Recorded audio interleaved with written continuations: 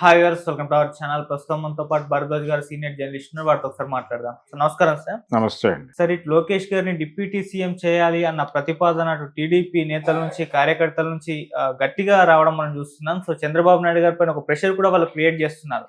అయితే ఇప్పుడు లోకేష్ గారు డిప్యూటీ సీఎం అవ్వడం అన్నది ఇటు పవన్ కళ్యాణ్ గారికి ఒక ప్రమాదం అని చెప్పేసి ఇక్కడ వీళ్ళు కూడా ఫీల్ అవుతున్నట్టుగా తెలుస్తుంది. అయితే ఇంటర్నల్ గా పవన్ కళ్యాణ్ గారిని కాపాడుకోవడానికి కాపులంతా ఏకం కావాల్సిన అవసరం ఉంది అని చెప్పేసి ఒక నినాదం అయితే సోషల్ మీడియాలో లేకుంటే వాళ్ళు ఇంటర్నల్ గా ప్రచారం చేసుకుంటున్నారని చెప్పేసి కూడా బలంగా వినిపిస్తుంది సార్. మరి కాపులంతా ఏకమై పవన్ కళ్యాణ్ గారిని కాపాడుకోగలుగుతారా ఈ పొలిటికల్ రైవర్లీలో అని చెప్పేసి మాట్లాడుతున్నారు సార్. మరి చర్చకు వచ్చింది, మీరేం చెప్తారు సార్? అంటే ఒక కమ్యూనిటీకి మాత్రమే నాయకుడైన వాడు సీఎం అవ్వలేడు అనేది వాస్తవం. ఓకే, సీఎం కావాలి అంటే కమ్యూనిటీ బలం ఉండాలి, దాంతోపాటు ఒక ఐక్య సంఘటన ఉండాలి.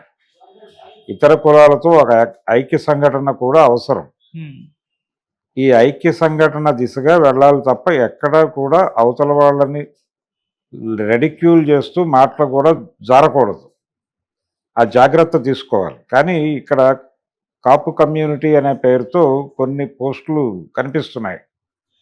వీళ్ళు ప్రధానంగా మాట్లాడుతున్న అంశం ఏంటంటే ఒకవైపు అటువైపు టీడీపీ వైపు నుంచి లోకేష్ని యాక్టివేట్ చేయాలి అని తెలుగుదేశం పార్టీ పరిరక్షకులు, తెలుగుదేశం పార్టీ బలంగా ఉండాలని కోరుకుంటున్నటువంటి శ్రేయోభిలాషులు వీళ్ళందరూ కూడా మాట్లాడుతున్నారు. ముఖ్యంగా ఆంధ్రజ్యోతి పేపర్లో ఈ మధ్య దానికి సంబంధించిన వ్యాసాలు పుంఖానుపుంఖాలుగా వచ్చినాయి. అంటే చంద్రబాబు నాయుడు గారు సెకండరీ లీడర్షిప్ను ప్రమోట్ చేయాలి, ఎందుకంటే ఆయన వయసు ఇచ్చారు. సెకండరీ లీడర్షిప్ను ప్రకటించాలి, ప్రకటించి ముందుకు నడిపించాలి. ఈ రెండు పనులు తెలుగుదేశం పార్టీ భవిష్యత్తు కోసం చేయాలి అని డిమాండ్ చేస్తున్నారు తప్ప ఇంకెవరినో కంట్రోల్ చేయాలని కాదు. అది ఒకటి గమనించాలి. అయితే దీనిలో అవతల వాళ్ళని థ్రెట్గా ఫీల్ అవుతున్నారా అంటే ఫీల్ అవుతున్నారు, అది కూడా ఉంది. ఎందుకు ఫీల్ అవుతున్నారు? నిజానికి ఈ అరెస్టు జరగకపోతే, చంద్రబాబు అరెస్టు జరగకపోతే, పవన్ కళ్యాణ్ మద్దతు ఇవ్వడం లాంటిది జరగకపోతే, ఎన్నికలు ఫ్లాట్గా జరిగి ఉంటే తెలుగుదేశం పార్టీ మొన్న ఎన్నికల్లో పెర్ఫామ్ చేసినట్టుగా పెర్ఫామ్ చేయగలిగితే లోకేష్ ముఖ్యమంత్రి అయి ఉండేవాడు అనేది ఒక అంచనా. ఇప్పుడు కాలేకపోయాడు. ఎందుకు కాలేకపోయాడు అంటే కాలేని పరిస్థితి ఉంది. ఇప్పుడు కాపు కమ్యూనిటీ పేరుతో వాళ్ళు పోస్ట్ చేసిన పోస్టుల్లో ఒక కీలకమైన పోస్ట్ ఏంటంటే, ఆ రోజున నోరు తెరిస్తే వైసీపీ వాళ్ళు లోపలేస్తున్నటువంటి సందర్భంలో మీ వైపు నిలబడి, మీకోసం నిలబడి, జనంలోకి వెళ్ళి మీ విషయాన్ని జనాలకి కన్వే చేసినటువంటిది పవన్ కళ్యాణ్. అది వాస్తవమే. ఆయన ఆ రోజున అరెస్ట్ అయిన రోజున ఎవరు టీడీపీలో ఉన్నటువంటి నాయకులే మాట్లాడటానికి మొహమాట పడుతున్నటువంటి సందర్భంలో ఈయన జైలుకు వెళ్ళి ములాఖత్తు పెట్టి బయటకు వచ్చి మీడియాతో మాట్లాడి, ఆ తర్వాత అక్కడి నుంచి వారాహి యాత్ర చేసి జనంలోకి విషయాన్ని తీసుకెళ్ళటం అనే కార్యక్రమం చేయటం ద్వారా ఆయన తెలుగుదేశం పార్టీ కింది శ్రేణి కాడర్ మనసులు చూరగొన్నాడు. అది వాస్తవం.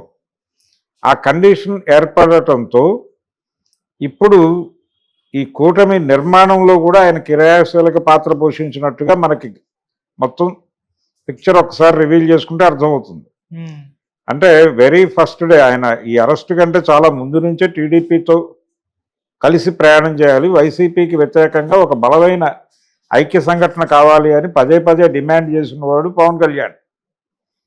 ఆయన లెఫ్ట్తో ఎన్నికల్లోకి వెళ్ళి పరాభవం పొందిన తర్వాత ఆయనకు తెలుగుదేశం పార్టీతో సయోధ్య కోసం ప్రయత్నం చేస్తూ చంద్రబాబు నాయుడిని విడిగా 2 సార్లు కలిసి ఒక రూట్ మ్యాప్ ఇవ్వమని భారతీయ జనతా పార్టీ నాయకత్వాన్ని కోరాడు. అయితే భారతీయ జనతా పార్టీ నాయకత్వం అప్పుడు వ్యూహాత్మకంగా డినై చేసింది. డినై చేసి సోము వీర్రాజు గారు భీమవరంలో మాట్లాడుతూ, మేము భారతీయ జనతా పార్టీగా వైఎస్ఆర్సీపీకి టీడీపీకి సమాన దూరంలో ఉండాలని అనుకుంటున్నామని ఒక విధాన ప్రకటన చేశాడు ఆయన. ఏది ఈయన రూట్ మ్యాప్ ఇవ్వమని అడుగుతున్న టైంలోనే. సో ఇది అవదేమో అని అనుకున్నారు వాళ్ళు. వైసీపీతో పెడతారేమో అని ఒక స్పెక్యులేషన్. లేదు, వాళ్ళు విడిగా పోటీ చేస్తారు, విడిగా పోటీ చేసిన నష్టమే అని ఒక గొడవ.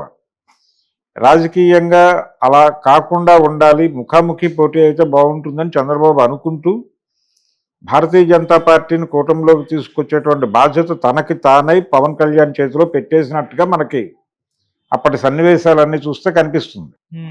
సో అలా టోటల్గా కూటమి డిజైనింగ్లో పవన్ కళ్యాణ్ కీలకంగా వ్యవహరించడం అనేది కూడా లోకేష్ను ముఖ్యమంత్రిగా ప్రకటించలేని పరిస్థితికి చంద్రబాబును నెట్టేయడానికి కారణంగా మారింది. ఇది టోటల్ సినిమా. అప్పుడు ఓకే, ఈ పెయిన్ ఉంది తెలుగుదేశం క్యాడర్లో, తెలుగుదేశం శ్రేయోభిలాషుల్లో ఈ పెయిన్ కనిపిస్తోంది. చంద్రబాబు గారి వయసు పెరుగుతోంది, ఆయన సెకండరీ లీడర్షిప్ను లీడ్ రోల్లోకి తీసుకొచ్చి గైడ్ చేయాలి, లేకపోతే పార్టీ ఏమైపోతుంది, రేపు పొద్దున ఏదైనా జరగరానిది జరిగితే పార్టీ భవిష్యత్తు అంధకారం అయిపోయే ప్రమాదం ఉంది, ఈ లెవెల్లో మాట్లాడుతున్నారు. రెండోది, చాలా పరిశీలించటం మాత్రమే కాదు, ఇక్కడ కొట్టొచ్చినట్టు కనిపిస్తున్నటువంటి ఒక దృశ్యం ఏంటంటే 2014లో తెలుగుదేశం పార్టీ అధికారంలోకి వచ్చినప్పుడు లోకేష్ ప్రమేయం విజిబుల్గా ఉండేది. ఇప్పుడు లోకేష్ ప్రమేయం విజిబుల్గా కనిపించటం లేదు. ఎక్కడ ఆయన కనిపించట కానీ వినిపించట కానీ ఏమీ చేయటం లేదు. ఆయన అజ్ఞాతంగా ఏవో యాక్టివిటీస్ చేస్తూ ఉండుండొచ్చు, ఆయన పూర్తిగా తాడు వదిలేశాడని నేను అనుకోను, కానీ విజిబుల్గా లేదు. ఈ విజిబుల్గా లేకపోవడం అనేది కూడా క్యాడర్ని కొంచెం గందరగోళపరుస్తున్నటువంటి సందర్భం. ప్రతిదానికి పవన్ కళ్యాణ్ ప్రామినెన్స్ పెరుగుతోందేమో, అటువైపు ఇంకా ఎక్కువ డిపెండ్ అవుతున్నామేమో, ఇది ఇంకేదైనా ప్రమాదానికి దారితీస్తుందేమో అనేటువంటి ప్రచారం కూడా ఇంటర్నల్గా జరుగుతోంది అక్కడ. ఈ జరుగుతున్నటువంటి సందర్భంలో దీన్ని హ్యాండిల్ చేయటం కోసం వీళ్ళు ఈ రకమైనటువంటి ప్రచారం ముమ్మరం చేయాలి అని అనుకుని ఉండొచ్చు. కానీ ఈ కాపు కమ్యూనిటీ అనేటువంటి గ్రూపే టోటల్గా కాపు కమ్యూనిటీనా కాదా అనేది అనుమానమే. వీళ్ళు ఎవరో కొంతమంది యూత్ ఆ గ్రూప్గా ఏర్పడి వాళ్ళ ఫీలింగ్స్ని కమ్యూనిటీతో షేర్ చేసుకోవడానికి ప్రయత్నం చేస్తూ ఉండుండొచ్చు. కానీ మనకి ఎన్నికల్లో విజయం సాధించి ముందుకెళ్ళినటువంటి ఏ నాయకుడు కూడా, ఈవెన్ ఎన్టీ రామారావు గారు కూడా కేవలం కమ్మక్కుల నాయకుడిగా మాత్రమే ఆయన ఎన్నికల్లో గెలుపు సాధించారనేది తప్పు. ఆ జ్ఞానం ఆయనకుంది. మనం ఒక కుల ప్రతినిధిగా రంగంలోకి దిగితే ఆ కులం ఓట్లు వస్తాయి, మిగిలిన ఓట్లు రావు, మనం దెబ్బతింటామనే జ్ఞానం ఉండటం చేతే ఆయన ఐక్య సంఘటన కట్టాడు. ఆయన సినిమా రంగంలో ఉన్నప్పటి నుంచి ఆయన నిర్మాతల్లో కాపులు ఉన్నారు, బీసీలు ఉన్నారు. మిద్దె జగన్నాథరావు గారు లాంటి బీసీలు ఉన్నారు, బిఏ సుబ్బారావు లాంటి కాపులు ఉన్నారు ఆయన నిర్మాతలు. పైగా ఆయన్ని ఇండస్ట్రీలో ఆయన రైజ్కి దోహదపడిన వారు కాపులే. అలాగే ఆయన అభిమానుల్లో కూడా కాపులు గణనీయ సంఖ్యలో ఉండేవారు. వంగవీటి మోహన్ రంగా గారు కూడా ఎన్టీఆర్ అభిమానిని అని చెప్పుకున్నాడు ఓ దశలో. కాబట్టి అక్కడ ఆ హోల్డ్ ఉంది ఆయనకి. దాంతోపాటు తెలంగాణలో బీసీలను తన వైపు మొబలైజ్ చేసుకున్నాడు. ఈ ఐక్య సంఘటన వలన ఆయన ముఖ్యమంత్రి కాగలిగాడు. కానీ ఆయన ఒక కులానికి నాయకుడిగా అయ్యుండే ప్రసక్తే లేదు. అలాగే పవన్ కళ్యాణ్ కూడా ఇప్పుడు కులానికి నాయకుడిగా ఎస్టాబ్లిష్ అవ్వటం ప్రమాదం. ఈవెన్ వంగవీటి రంగా గారు కూడా దీన్ని గుర్తించి ఆయన కాపు గర్జన కాపునాడు పెట్టినప్పుడు కూడా ఆయన ఇతర కొన్ని కులాలు సమీపంలో ఇబ్బందులకు గురవుతున్నటువంటి కులాలని, అలాగే ముఖ్యంగా కింది కులాలని బీసీలని కలుపుకునేటువంటి ప్రయత్నం ఒకటి చేశాడు. అది చాలా విజిబుల్గా కనిపిస్తుంది. ఆయన విజయవాడలో నిర్వహించినటువంటి కాపునాడు సభలో అది కనిపిస్తుంది వేదిక మీద. అందుకని ఆ ఐక్య సంఘటన వ్యూహంలోకి వెళ్ళాలి తప్ప ఇలా తమ నాయకుడిని ఒక కమ్యూనిటీకి పరిమితం చేస్తే. అలాగే వంగవీటి రంగ బ్రాహ్మణ సామాజిక వర్గంతో కూడా చాలా సన్నిహిత సంబంధాలు నేర్పాడు. వాళ్ళకి చాలా ప్రాధాన్యత ఇచ్చాడు. వాళ్ళకి ఏ సమస్య వచ్చినా తాను వెళ్ళి నిలబడేవాడు. ఇదంతా వ్యూహమే. ఈ వ్యూహం ఐక్య సంఘటన వ్యూహంలో భాగంగానే ఇలా వ్యవహరించేవాడు ఆయన. కాబట్టి ఈ ఐక్య సంఘటన లేకుండా ఒక కులానికి నాయకుడిగా ప్రకటించేస్తే ప్రమాదాలు సంభవిస్తాయి. దాన్ని ఈ కాపు కమ్యూనిటీ అనేటువంటి యూత్, వీళ్ళు డెఫినెట్గా యూతే, వాళ్ళు కొంచెం ఎంతూజియాజంతో ఉన్నారు. అలాగే జనరల్గా ఉండేటువంటి ఒక ఫైర్తో ఉన్నారు వాళ్ళు. ఆ ఫైర్ కరెక్టే, కానీ ఆ ఫైర్ని కరెక్ట్ డైరెక్షన్లో తీసుకెళ్ళి పవన్ కళ్యాణ్కి ఒక ఐక్య సంఘటన ఏర్పాటు చేయాల్సినటువంటి అవసరం ఉంది. ఇప్పుడు ఆయన్ని ప్రస్తుతం అధికారాన్ని పంచుకున్నటువంటి కులాలను వదిలిపెట్టేసి అధికారంలో ఏ రకమైన వాటా లేకుండా కేవలం బాధితులుగానే ఉండిపోయినటువంటి అనేక కులాల మద్దతుని అటువైపుకి డైవర్ట్ చేసి ఒక ఐక్య సంఘటన, ఒక విస్తృత ఐక్య సంఘటన నిర్మించగలిగితే ఆయన వీళ్ళ కోరిక నెరవేరుతుంది. కాబోయే సీఎం, ప్రజెంట్ డెప్యూటీ సీఎం అన్ని ఒక నినాదం ఇచ్చారు వీళ్ళు. అది సాకారం అవుతుంది.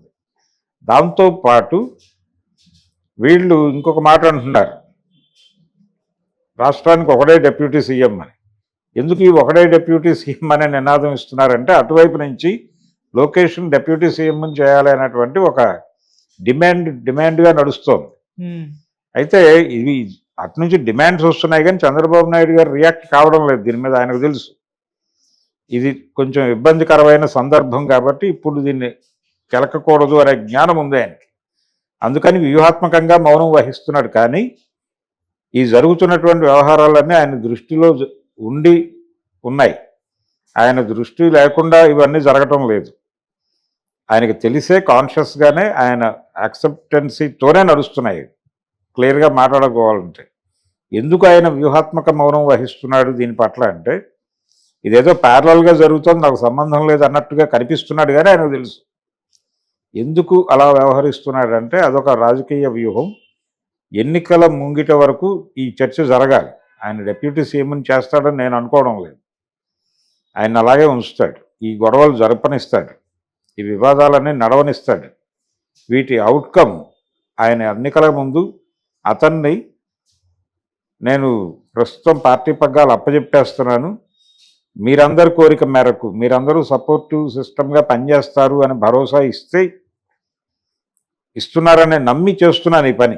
ఇంతకాలం మీరు గగ్గోలు పెట్టారు కదా, ఇప్పుడు ఎన్నికల ముంగిట మీకు ఈ అవకాశం కల్పిస్తున్నాను, మరి మీరు ఏ మేరకు పెర్ఫామ్ చేస్తారో చేసుకోండి అన్న పద్ధతిలో బాధ్యత వాళ్ళని కూడా లింక్ చేసి అప్పుడు అప్పచెప్తాడు. ఆ ఇంజనీరింగ్ ఏదో వర్కౌట్ చేస్తున్నాడు ఆయన నేను అనుకుంటున్నాను. ఇది వాస్తవం, నాకు నా స్పెక్యులేషనే తప్ప ఇది వాస్తవం కాదు. చంద్రబాబు నాయుడు గారి ధోరణి ఎలా ఉంటుంది, ఆయన ఏ విషయాన్ని ఎలా ఆలోచిస్తాడు అనే దానికి సంబంధించినటువంటి కొంత ఉంది కాబట్టి నేను ఇలా మాట్లాడుతున్నాను. ఇది జరుగుతుంది. మరి అంత వ్యూహాత్మకంగా వాళ్ళు వెళ్తున్నప్పుడు వీళ్ళు లూజుగా ఎందుకు వెళ్ళాలి? వీళ్ళు కూడా వ్యూహాత్మకంగా ఒక విస్తృత ఐక్య సంఘటన కోసం ప్రయత్నం చేయాలి. అది రోజువారీ ప్రచారం చేసుకోనక్కర్లేదు. దానికి సంబంధించినటువంటి ఒక పొలిటికల్ వ్యూహం మీకు ఉండి అందరినీ కలుపుకుని వెళ్ళే ప్రయత్నం చేయాలి. ఆ విస్తృత ఐక్య సంఘటన మాత్రమే మిమ్మల్ని అధికారంలోకి తీసుకొస్తుంది. మీ కోరిక కాపు సీఎం అనేటువంటి కోరికని సాకారం చేస్తుంది. అంతే తప్ప ఇలాంటివి స్ప్రెడ్ అవటం వలన ఏం జరుగుతుందంటే నష్టమే జరుగుతుంది. ఇదేదో ఒక కమ్యూనిటీ అభిప్రాయంగా ఫోకస్ అయిపోతే అది ఇతరులని హర్ట్ చేసేటువంటి ప్రమాదం కూడా ఉంటుంది. అటువంటి ప్రమాదాలు చేయకూడదు.